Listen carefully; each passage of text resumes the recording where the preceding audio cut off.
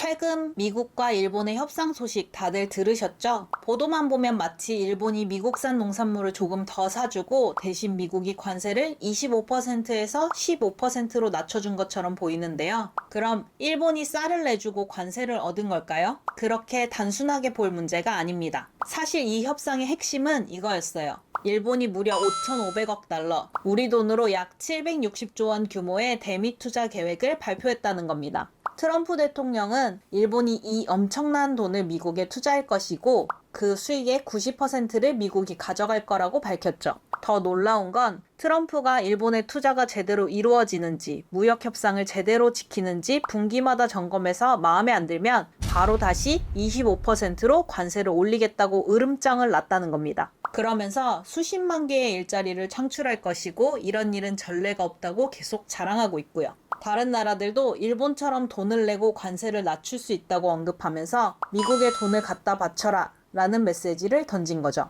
관세 인하라는 당근 뒤에는 엄청난 투자와 감시라는 채찍을 숨겨놓은 겁니다. 이건 정말 돈 내고 관세를 얻은 굴욕적인 협상이라고 볼 수밖에 없습니다. 이걸 보면서 우리나라는 고민이 깊어질 수밖에 없는데요. 25% 관세는 말도 안 되고 일본처럼 15%로 관세를 낮췄다고 해서 좋아할 일도 아닙니다. 우리나라는 한미 FTA를 맺은 나라잖아요. 원래부터 0% 관세를 밀어붙여야 하는 게 맞습니다. 그렇지만 한국도 미국과 협상 테이블에 앉으면 일본처럼 얼마나 투자할 수 있냐가 핵심이 될 겁니다. 미국에서 우리에게 제시하는 투자 규모가 무려 4천억 달러, 우리 돈으로 550조 원에 해당하는 금액이에요. 여기서 재밌는 사실은 일본도 처음엔 똑같이 4천억 달러로 시작했다는 거예요.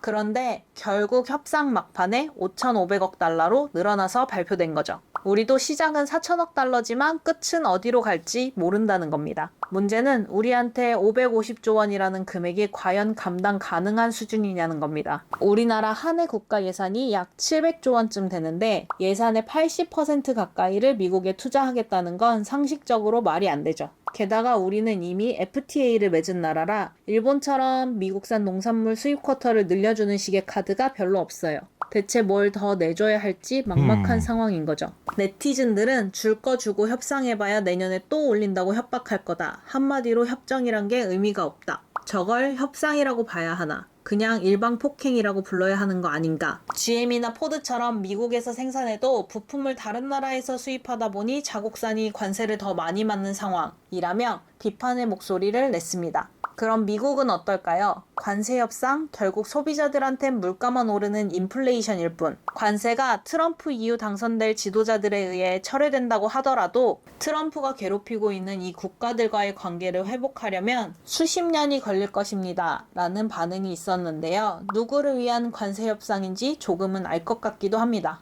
지금은 억측을 하거나 조급하게 굴 때가 아닙니다. 가장 중요한 건 빠른 시일 내에 다시 만나서 제대로 협상하자는 태도죠. 트럼프는 이제 3년 6개월 남은 대통령이지만 이번에 우리가 맺는 협정은 그 이상 영향을 미칠 수 있는 중요한 사안입니다. 급하게 굴 일도 저자세로 나설 필요도 없는 겁니다. 우리 국익을 최우선으로 두고 현명하게 대처해야 할 때입니다. 국민으로서도 외교와 경제 이슈를 남일처럼 여길 게 아니라 투자와 무역, 관세가 내 삶에 어떤 영향을 주는가를 생각해 볼 필요가 있습니다. 언제나처럼 정보에 민감하되 선동에는 휘둘리지 않는 시민의식이 필요한 시점입니다.